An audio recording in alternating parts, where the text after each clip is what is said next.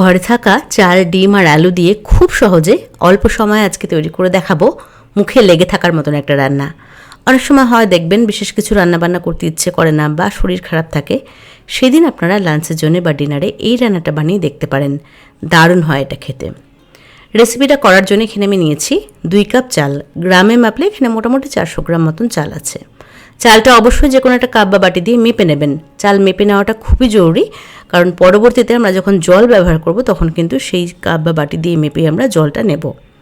আমি এখানে প্রত্যেকদিন যে চাল দিয়ে বাড়িতে ভাত রান্না করি সেই চাল দিয়েই করছি। আপনারা চাইলে লং গ্রেন বাসমতি রাইস দিয়েও করতে পারেন।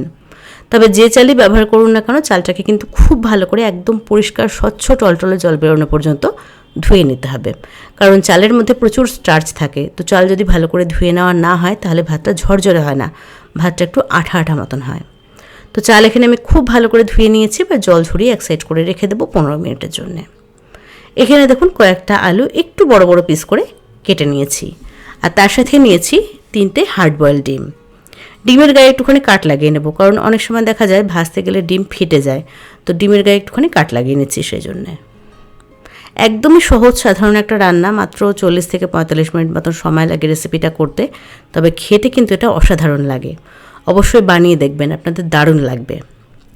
তো সবগুলো ডিমের গায়ে আমি কাট লাগিয়ে নিয়েছি। এবার রান্নায় চলে এসেছি। কড়াই বসিয়ে কড়াইতে নিয়ে নিচ্ছি 3 টেবিল চামচ সাদা তেল। এই রেসিপিটা সাদা তেল দিয়েই করব। তেল ভালো করে গরম হয়ে গেছে, তেলের মধ্যে 1/2 চামচ নুন মিশিয়ে নিচ্ছি। নুনটাকে তেলের সাথে ভালো করে মিশিয়ে নিয়েছি। এবার আলুগুলোকে ভেজে নিতে হবে। আলুটা কিন্তু সেদ্ধ করা ছিল না, মানে কাঁচা আলু এটা। তো আলুটাকে একটু সময় নিয়ে বেশ ভালো করে ভাজবো। ঢাকা দিয়ে বা কম আঁচে ভাজবো না, মিডিয়াম আঁচে মোটামুটি 7-8 মিনিট মতন সময় নিয়ে একটু হালকা লালচে রং আসা পর্যন্ত আলুটাকে এখানে আমি ভেজে নিয়েছি। আলু ভাজা হয়ে গেছে। এবার সেদ্ধ করে নেওয়া ডিমটাকে দিয়ে দিলাম। ডিমটাকেও আলুর সাথে একটুখানি ভেজে নিচ্ছি। ডিম খুব বেশি কড়া করে ভাজবো না, একটু হালকা লালচে রং আসতে শুরু করবে এই পর্যন্ত ডিমটাকে ভেজে নেব। তো এখানে আমার ডিম আর আলু ভাজা হয়ে গেছে, এবার তুলে রাখছি। আর প্রথমেই কিন্তু তেলের পরিমাণটা একটু বেশি করে নিয়েছিলাম, সেই তেল দিয়ে আমি বাদবাকি রান্নাটা করব। তো ডিম আর আলু ভাজার পরে কড়াই যেটুকু তেল আছে তার মধ্যে ফোড়নের জন্য দিয়েছি একটা শুকনো লঙ্কা, একটা তেজপাতা, এক টুকরো দারচিনি, 3টে ছোটো এলাচ মুখটাকে ফাটিয়ে দিয়ে দিয়েছি, 4-5টা মতন লবঙ্গ, আর তার সাথে 1 চামচ গোটা জিরে। ফোড়নটাকে 15 থেকে 20 সেকেন্ডের জন্য মিডিয়াম আঁচে একটু ভেজে নিতে হবে। একটু লক্ষ্য রাখতে হবে ফোড়ন যাতে পুড়ে না যায়। ফোড়ন পুড়ে গেলে কিন্তু টেস্ট ভালো হয় না। তো ফোড়নটাকে একটু হালকা করে ভেজে নিয়েছি। এবার দিয়ে দিলাম মাঝারি সাইজের 2টো পেঁয়াজ কুচি।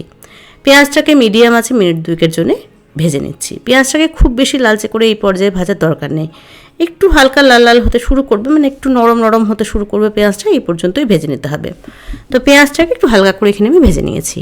এবার দিয়ে দিচ্ছি আদা রসুন বাটা। এখানে 4-5 কোয়া রসুন আর 1 ইঞ্চি আদা বেটে নিয়েছিলাম। আদা রসুনটাকে পেঁয়াজের সাথে একটুখানি কষিয়ে নিতে হবে। গ্যাসের ফ্লেমটাকে কিন্তু একটু কমের দিকে রাখতে হবে, যেহেতু কম তেল দিয়ে রান্না করছি, এটা কিন্তু তল থেকে ধরে যাবে, আর নাড়াচাড়া করতে হবে কন্টিনিউ। তো পেঁয়াজ আদা রসুন বেশ ভালো করে আমি কষিয়ে নিয়েছি। এবার দিয়ে দিচ্ছি বড় সাইজের একটা টমেটো। 1/2 চামচ নুন দিয়ে টমেটোটাকে খুব ভালো করে কষিয়ে নিতে হবে। মানে টমেটো যতক্ষণ না একদম নরম হয়ে মজে আসছে বা পেঁয়াজটা একদম নরম হয়ে যাচ্ছে ততক্ষণ পর্যন্ত বেশ ভালো করে মশলাটাকে কষিয়ে নেব। নুন দিলে খুব সহজেই পেঁয়াজ আর টমেটো মজে যায়। তো এখানে দেখুন টমেটো কিন্তু বেশ সুন্দর নরম হয়ে এসেছে, পেঁয়াজটাও মজে গেছে। এবার দিয়ে দেব 1 চামচ জিরে গুঁড়ো। ধনে গুঁড়োর ব্যবহার এখানে আমি করছি না, জাস্ট 1 চামচ জিরে গুঁড়ো দিলাম। জিরে গুঁড়োটাকে দিয়ে সব কিছুর সাথে ভালো করে মিশিয়ে নিচ্ছি। একদমই সহজ একটা রান্না, খুব বেশি মশলাও কিন্তু লাগে না। আপনারা দেখলেনই কত অল্প তেল দিয়ে রেসিপিটা করছি, তো অবশ্যই বানিয়ে দেখবেন। তো সব কিছু এখানে আমি খুব ভালো করে কষিয়ে নিয়েছি। এবার ধুয়ে জল ঝরিয়ে রাখা চালটাকে দিয়ে দিলাম। চালটা যেহেতু আমি 15-20 মিনিট আগে ধুয়ে জল ঝরিয়ে নিয়েছিলাম, চালের মধ্যে যেটুকু জল ছিল সেটা চালটা সোক করে নিয়েছে। চালটা কিন্তু একটুখানি নরম হয়ে গেছে আর একদমই ঝুরঝুরে মতন হয়ে গেছে। তো চালটাকে সব কিছুর সাথে ভালো করে মিশিয়ে নিয়ে মিডিয়াম আছে মোটামুটি 3-4 মিনিটের জন্য একটুখানি হালকা করে ভেজে নিতে হবে। খুব বেশিক্ষণ ভাজার দরকার নেই, জাস্ট একটুখানি হালকা করে ভেজে নিতে হবে, তাহলে পোলাওটা একদম ঝরঝরে হবে আর রান্নাটা কিন্তু খেতেও ভালো হবে। তো সব কিছু এখানে খুব ভালো করে আমি কষিয়ে নিয়েছি, বা চালটাকেও খুব ভালো করে ভাজা ভাজা করে নিয়েছি। এবার আমরা দিয়ে দেবো জল। তো প্রথমেই আমি বলেছিলাম চালটা আপনারা অবশ্যই কাপ দিয়ে বা বাটি দিয়ে মেপে নেবেন। তো এখানে আমি যেই কাপ দিয়ে মেপে 2 কাপ চাল নিয়েছিলাম, সেই কাপ দিয়ে মেপে কিন্তু যতটা চাল নিয়েছিলাম ঠিক তার ডবল পরিমাণে জল ব্যবহার করলাম। আর এখানে আমি একটু হালকা গরম জল ব্যবহার করেছি, মানে 2 কাপ চালের জন্য এখানে আমি 4 কাপ জলের ব্যবহার করেছি। চাল আর জলের রেশিওটা যদি ঠিকঠাক থাকে তাহলে কিন্তু ভাতটা একদম ঝরঝরে হবে আর খেতেও টেস্টি হবে। 4-5টা মতন কাঁচা লঙ্কা চিড়ে নিয়েছিলাম, তো সেটা দিয়ে দিলাম। তার সাথে দিয়ে দিলাম 1 চামচ চিনি আর স্বাদ অনুযায়ী নুন। এইটুকু চিনি দেওয়ার জন্য কিন্তু রান্নাটা মিষ্টি হয়ে যাবে না, বরং স্বাদটা ভালো হবে।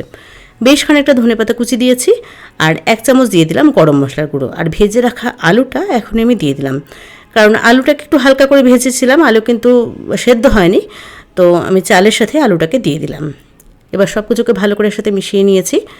জলটা ফুটতে শুরু করার পরে একদম হাই আছে 10 মিনিটের জন্য ঘড়ি ধরে ঢেকে দিয়েছিলাম, মানে একদম ঘড়ি ধরে 10 মিনিটের জন্য হাই আছে ঢেকে দিয়েছিলাম। 10 মিনিট পরে ফিরে এসে ঢাকনাটাকে খুলে গ্যাসের আঁচ কিন্তু এখন একদম কমিয়ে দিয়েছি।